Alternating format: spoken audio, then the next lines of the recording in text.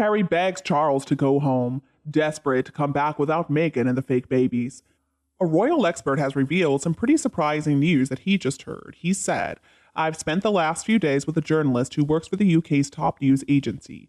He's always one of the first to see the press releases that come into his offices in London from PR companies around the world." This is the same person who confirmed the rumors that Harry has spoken to Charles's right-hand man and trusted advisor Nicholas Soames about how he can come back into the royal family without Meghan Markle. This same reporter still insists that Markle's starting point in her negotiations to walk away for good is £100 million.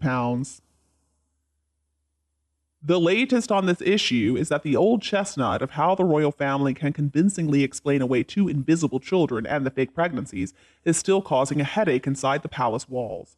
Now my colleague in London is a hardened journalist. He knows the business inside out, and as he told me, no fly-by-night PR man is going to pull a fast one on me. The fact is, the palace and King Charles cannot really say anything about the kids or Meghan Markle using a surrogate, because that is considered private medical information, and it would open them up to lawsuits. And we all know Meghan is vindictive enough to do something like that. He's not 100% convinced, but as strange as it sounds, he said he's not going to discount it either, because the latest news has come from a trusted source. He understands that a press release is going to come out near the end of August. Now, on August 31st, Meghan is supposed to offer love and guidance to help people all around the world through these difficult times. Meghan Markle is going to let everybody know that a warm and comforting beam of light is often surrounding her. She really believes that she's the chosen one. She has been chosen to give this message of love and hope to the entire world. If you didn't know already, August 31st is the anniversary of the death of Princess Diana.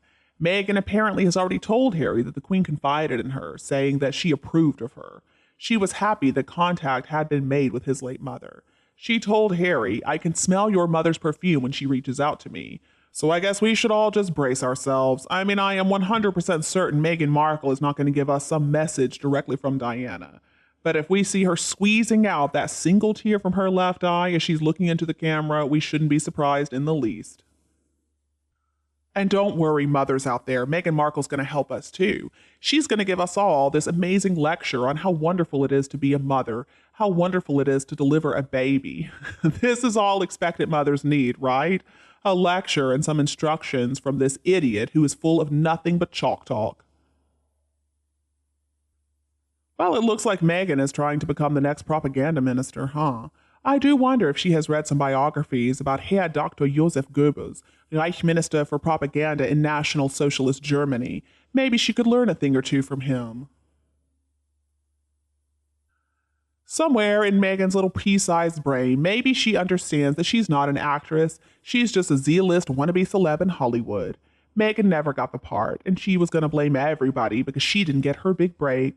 I am so glad that she's being exposed as the con artist grifter that she really is. Somebody who preys on people and then throws them away. That's who she really is. And now everybody all around the world can recognize that she is a grifter. I don't think there's anything that she can say or do at this point that's going to change anybody's mind about her. And as for Meghan demanding $100 million just to walk away, she's dreaming. It's her starting point supposedly, and it doesn't even include the invisible kids. They are another $100 million, I guess, each. The truth is, you should never give in to blackmail. 6 months later, and she's going to be right back wanting some more. And you know what? She is Harry's problem. She is not the royal family's problem or the problem of the UK taxpayers. She is Harry's problem and Harry's alone.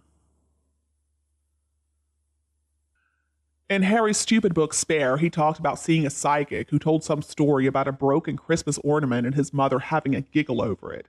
Now, obviously, Meghan Markle had been in touch with that psychic beforehand, and Harry just fell for it. You know, though, that is his problem. He's the one who has to deal with it.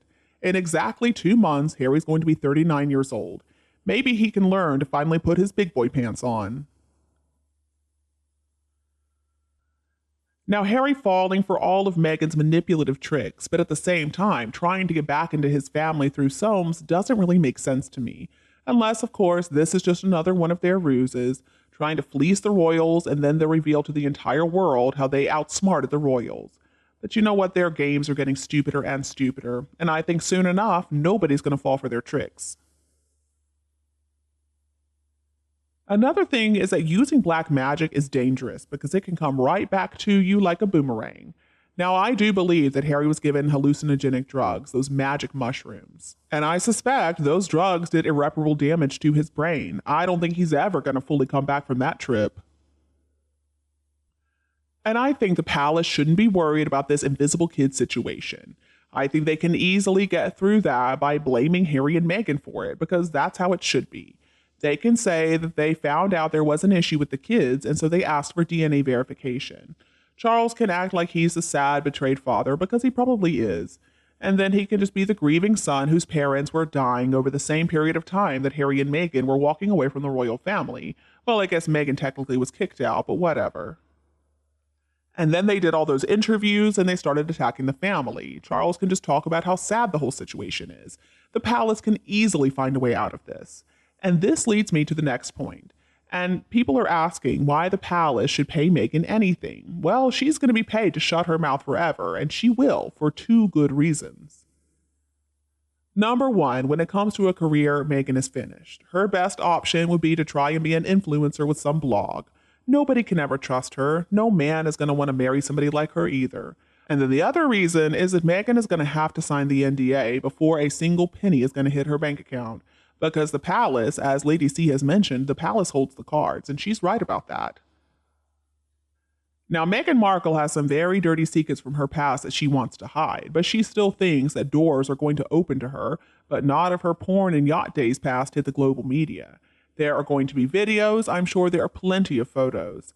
Meghan will sign that NDA, and that's going to shut her up for good, and that's going to stop all her third-party flying monkeys as well. It's going to be similar to the one that Paul McCartney's divorce lawyer, the always brilliant Fiona Shackleton, imposed on Heather Mills, Paul's second wife. They shut Mills down, and she's still shut down. And she also did not get the amount of money that she was wanting. Meghan Markle is not going to get $100 million. It'll probably be closer to $50 million, but the king can easily afford that. And if it gets this nasty person out of the public eye, then I think it's going to be worth every cent. The silence is going to be amazing. The king will have done everybody a big favor. And I think that would be a great opportunity to have her committed for a little while. After that, she could tearfully announce that she used a surrogate mother out of fear of being despised by the royal family if she couldn't produce any children for Harry.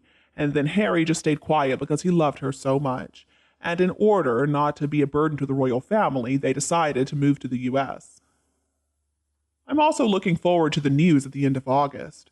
Meghan cares about Meghan. She doesn't care about Harry or anybody else. Now, Harry has acted like an idiot, but he's also been a huge a-hole, and he's an egomaniac man-baby. Both of them have been so manipulative, they have lied to everybody, so they deserve all the grief they're going to be facing in the end. And I hope there's no money for Meghan from the monarchy.